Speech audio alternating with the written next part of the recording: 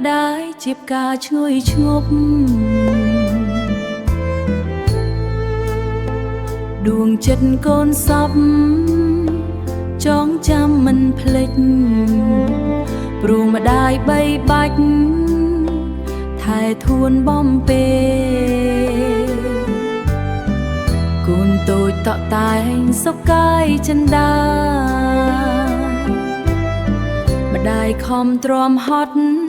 មិនគិតនឿយណាយកូនឃ្លានម្ដាយអើយ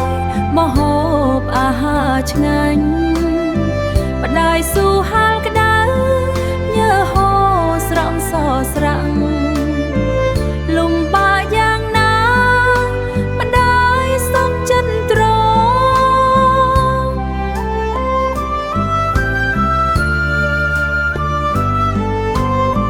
ព្រះគុណម្ដាយធ្ងន់លើភ្នំស្នេហ៍រោកូនចងចាំនិចលើភ្នំស្នេហ៍រោកូនចងចាំនិចក្នុងដួងចិត្តថ្លើម10ខែ10ថ្ងៃពោពោះកូនមក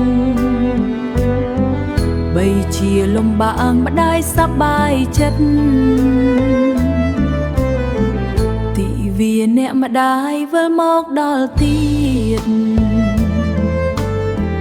កូនសូមបួងសួងគុណបុណ្យវត្ថុស័ក្តិសិទ្ធិសូមម្ដាយកូនឆាប់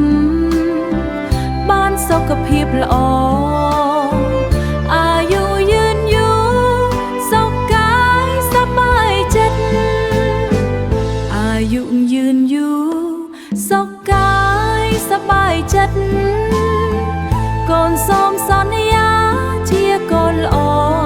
របស់ម៉ែមិនធ្វើឲ្យញឹមឲ្យមានក្តីសុខកូនស្រឡាញ់ម៉ែលើវ័យទាំងអស់រីករាយទិវាអ្នកម្ដាយសូមកុំភ្លេចបង្ហាញក្តីស្រឡាញ់ទៅកាន់អ្នកម្ដាយ